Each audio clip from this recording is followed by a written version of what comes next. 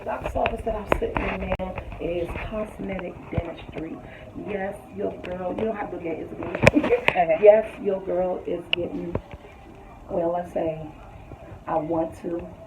This is my first consultation. I'm sitting in, I'm bringing you guys with me and just have to see what the doctor has to say, see if he can help me. This is something that I want to do. Remember when I told you I'm doing my change of lifestyle, it's just not about the weight, it's about the weight, it's about feeling good about myself, it's about my inner self, my outer self, it's about just revamping a better me so I can be the better me that I could be for myself, for my grandchildren, for my family.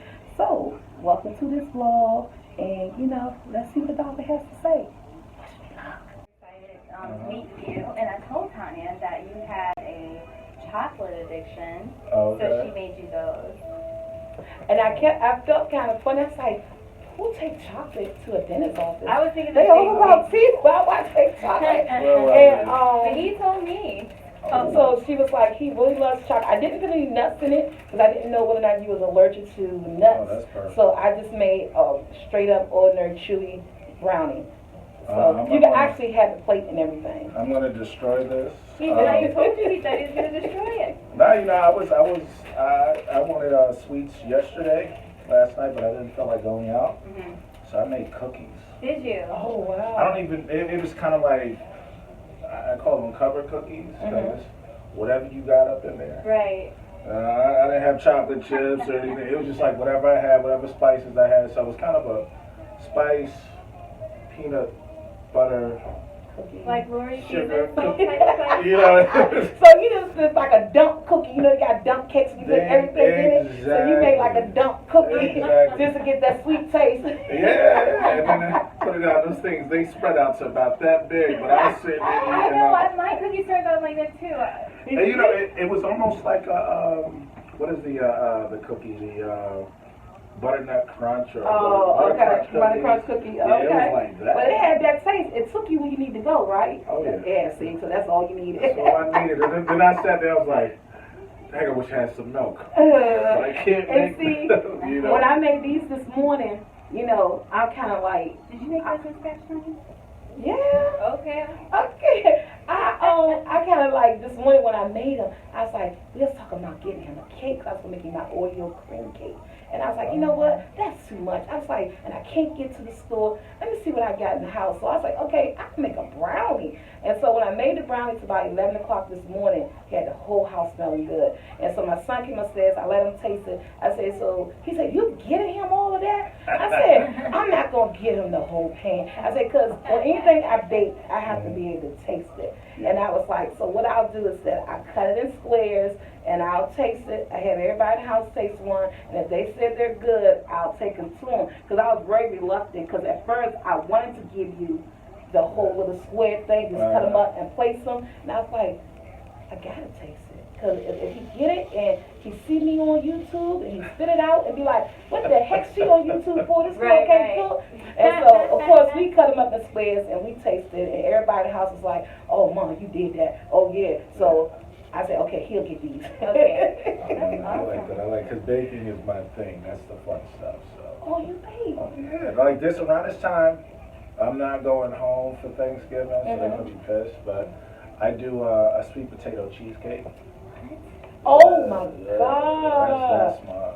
Oh, for real? That's like one of the things I do. That's like my main thing that people, like I'll do all other kinds of cheesecake or cakes or cookies and stuff. I do a good strawberry cheesecake, no bake strawberry cheesecake. I'm actually doing one for Thanksgiving. That one is so awesome with the graham crackers crust and It's a beautiful cake. Yeah, no That bake thing cheesecake. takes every bit of dairy that's out there. So if you lactose intolerant, you're gonna die. It's sugar. Like I don't do healthy. There's no such thing as healthy dessert. I don't do healthy dessert. Yeah, so it's gonna be sugar. It's gonna be indulgent. But it's probably one of the more expensive desserts to make because sweet potato.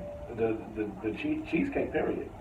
because I got like the spring form pans, Yeah. oil and Oh my God, you the have water. to. Like, You yeah, I have do to that. teach me that, or give me your recipe, or if you got a secret recipe. Because somebody asked me before, can I do a sweet potato cheesecake? I never did a sweet potato cheesecake. I stick to, when I'm baking, I stick to what I know. I don't try to go all outside the box, but I do the strawberry cheesecake, I do a cherry cheesecake, I'll do a blueberry cheesecake, and that's just changing the toppings, but the base is basically being the same. But I do a baked cheesecake, but I prefer the no bake, because the no bake one, Those are do good. it, oh my God, you put it in the refrigerator for overnight and take the spring form pan off, honey, it's beautiful, and it tastes even better.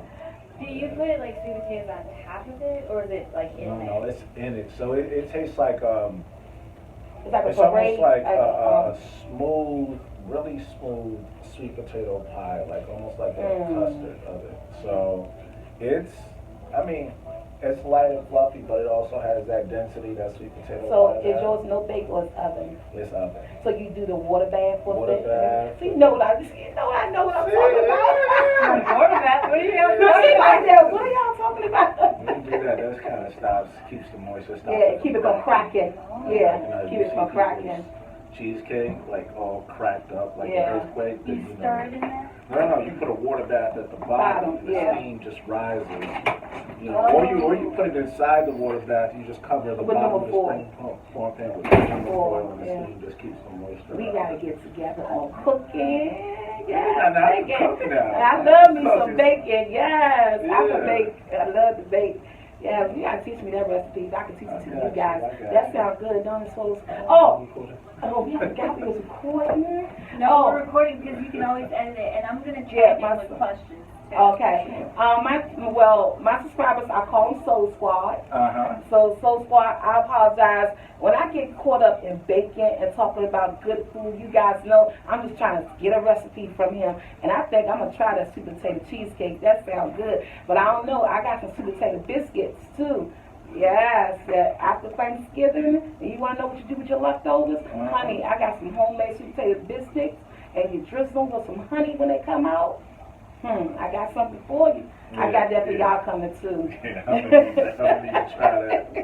Definitely. But guys, we're here because my manager reached out to the doctor. What's your name again? I'm sorry. Beckles. Dr. Beckles, Beckles. on my behalf to see if he could help your girls truly with all of this.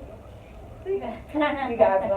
I don't. A lot of people ask me, you know, why you do YouTube with your mouth like that? When I first started doing YouTube, this is one of the challenges. This is one of the reasons why I didn't want to do it, because I knew that I had the talent to do it. As far as like, I'm a home cook. I never proclaimed to be a chef. I just show people what I do and how I cook for my family, and they can tweak it and do it the way, or make it healthy and do it the way they want to do it. So I never proclaimed to be a chef. But one thing is that I was kind of nervous because of my teeth. And at the beginning, I had personal issues. I stopped, and then I didn't want to do it. I was like, because, you know, you got to talk. People might say things about your mouth. And then I was like, you know what? I have to be okay with who I am. You know, I'm saying people going to say what they want to say. So I said, and I'm not going to let this stop me from doing what I wanted to do. So I jumped in. Both my feet first, with feet, mouth, everything of who I am. I jumped right on in with it. And it ended up being very successful for me. And I love the people that watch me. I love my Soul Squad team. And I get a lot of blowbacks, a lot of negativity from people like, you showing people how to cook. You need to go fix your mouth.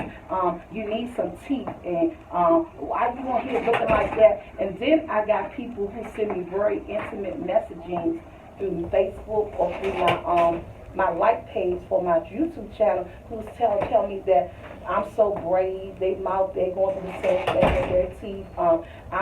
You give me the courage to step outside my box and go do me, even though my teeth look the way it look, and I'm going to reach out and try to get help. So in a way, you know, by me stepping out there and just doing me, and still not being afraid of how my mouth look, I kind of help other people and say, hey, if she could do it, why I'm gonna let the way my mouth looks stop me from doing what I want to do? So I get a lot of encouraging messages on people who's going through a lot of things that I'm going through, as far as like with our teeth and need help and get them done.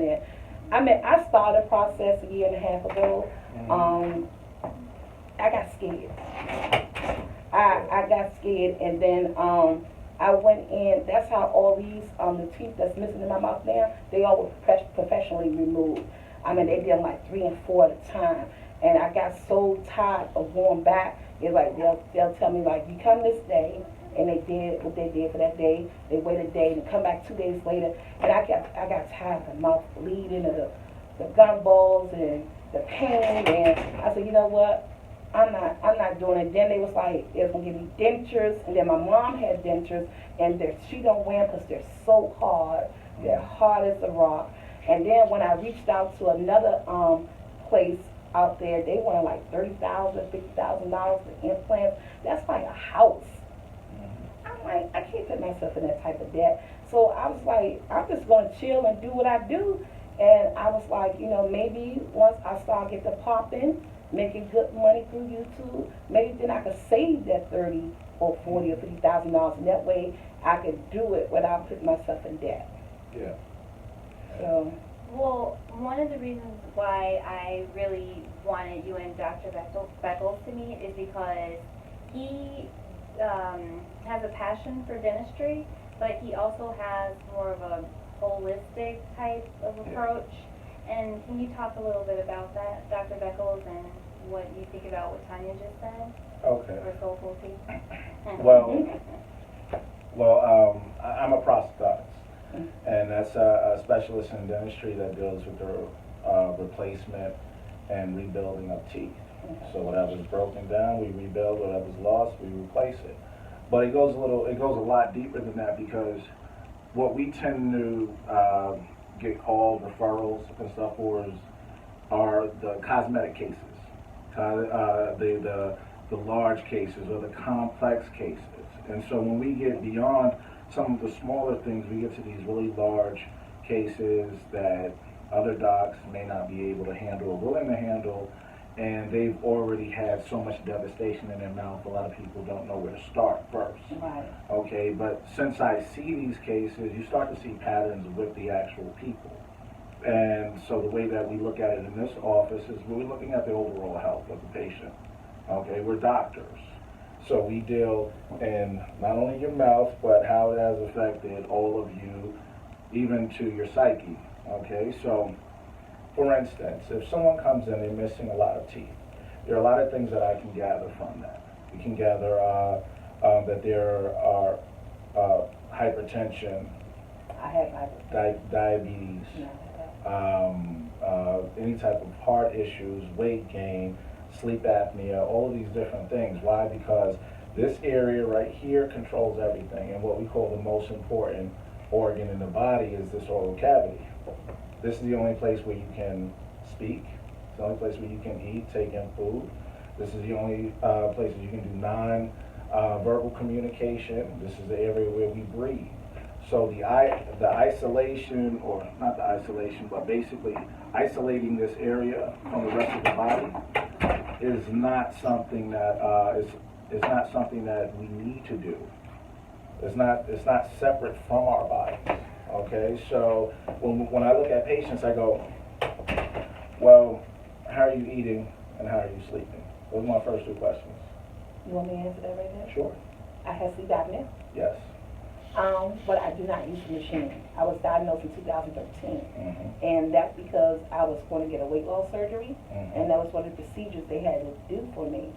And I never used the machine. I used the machine when I first got it in 2013, Mm-hmm. and then I tried it again in 2015, and it just wasn't a fit for me. And I say that because it seemed like with the machine on, even when I switched up the different masks, from the nose to the mask, it seemed like it could have been a mind over matter thing. I was having more trouble breathing with it on than with it off. Yeah. And so I was like, you know what? At the end of the day, before I got diagnosed with this condition, God was waking me up every day. So I said, I'm putting myself in God's hands. You know, He's still waking me up. And I know when you find out things, you're supposed to do something about it. But when it comes to me sleeping and getting up in the morning, I just give it to God, because I still have the machine stored away. It haven't been pulled out since 2015, and I just get up. And if I decide I don't get up one morning, it's because it was my time to go. That's how I look at it. I was doing fine before someone told me I was not breathing when I was sleeping. It wasn't a severe case. They said that it's not that severe, but anytime you stop, it's still dangerous. But so I decided not to go to use it, because to me, I was hyperventilating. I couldn't. Well, you know that like they say it's about 75% non-compliant. So out of that 100 people, 75 of them are just not going to use it. Right. And it's huge. It's cumbersome. It's a whole lot of work for a lot of people. And then once you get something around your face and that kind of traps you in a little bit, then that panic sets in and you start to, hyperventilate. Even though you're getting a lot more oxygen in, the reason why they're trying to force air is that when you do stop breathing, a whole lot of problems happen from that. And then your body, like, you ever seen somebody do that? Yeah. Kind of shake them because their body is like, wake up, you're not going to kill me, right? So some of the times it takes a little bit longer to where it's just like, you just, and then that person will hear it, significant other or family members or whoever will hear it. But the problem is when that pause starts to get longer and longer and you have multiple times throughout the night, there's several things that are happening. One, you're not getting enough oxygen. That's number one. So your blood oxygen levels go a little too low, and that's dangerous. When they go below a certain percentage, you're not going to wake up. Right. And I don't mean to be like that on camera. No, I'm just very straightforward. But there are other things that happen when we don't get that sleep, because going into that phase where you're just snoring, or you're apneic, and you never get into deep sleep. Okay, so everybody knows, as we talked before, rapid eye movement, REM sleep, which is the dream stage. It's also where people say that they're light sleepers. They hear anything and they just wake up like that. Right. But where everything takes place is in that third and fourth stage, a deep sleep stage. Deep sleep stage is where we metabolize foods, fats, and everything like that. So we start to heal ourselves. Okay, we start to use these nutrients that we got from food and everything to start working throughout our body. So it's basically when you shut the office down, now we can start cleaning up. That's literally how it goes. So in those stages, everything that we needed to do, as far as our body needs to do it for itself, happens in that deep sleep stage. Also, the results from exercising. When people exercise and they go, I don't see the results. Well, your body does all of that in that deep sleep stage. That's where muscle is built. Depression is solved. Those issues that were just stuck in your head and you couldn't figure out those problems, those are solved in that state. And then plus, along with every other thing that is broken down and built up and everything. So when we don't make it to that state, what we end up doing is that we wake up frequent times throughout the night. We're tired. When we're tired, we have to use remedies. We drink our coffee, our Red Bulls, whatever. When we don't sleep through the night, we wake up and we snack. We don't wake up and we snack on carrots and stuff. We wake up and we snack on whatever's there. The reason why, when we get, we're looking at a pattern. Okay, so now, if we didn't get that sleep, we didn't solve that depression, all of those issues and stuff like that. We woke up in the middle of the night. We had our coffee, our energy drinks and whatever to get us throughout the day. We're still facing those same problems. Plus we're snacking. So we're not happy with the way that we look. Plus we never solved that depression from before, so we have to start feeding that depression. And so what ends up happening is that people, instead of solving the problems, they go through they wake up at that magic hour, which is like 2:33 a.m. They start snacking and they're feeling depressed about themselves. So it's just this cycle. Some people use other things, not only food. There's drug abuse. There's alcohol abuse. I said there's a big wine craze. Everybody is drinking wine like I've never seen it before. And what do? I cracked a joke with a friend. I said, so all women, do you guys just, when you have a problem, your girlfriend has a problem, do you show up to their door with a bottle of wine? Pretty much. Exactly, Yeah, right? that's what we do. Yeah. And so some of these, the person that you showed up for, you're drinking and you're out. That person that still had that problem is still at home, drinking and finishing another bottle of wine because they can't solve these problems. They feel depressed about themselves and their whole situations. So it keeps feeding itself. And until that's broken, until we start sleeping better and eating better and all of these different things, then we won't have all of those, we won't bring ourselves to that balanced state where we're happy. So there's some people that can't eat popcorn, right? I can't watch a movie without popcorn. It's blasphemy. Like, if I'm in a theater, I need to have popcorn in front of me and a soda. I'm going to be very unhealthy when it comes to that. But because it has to be that way in my mind, that's what makes me happy. Right. So when we start taking away food that we like, whether good or bad, Right. because understand, it all is chemicals. It all releases endorphins and makes us feel good. So when I got chocolate in front of me, say I can't eat chocolate anymore. I'm like, dang, I can't eat chocolate. I'm going to find another outlet. I'm going to find something other than chocolate. Right. Okay?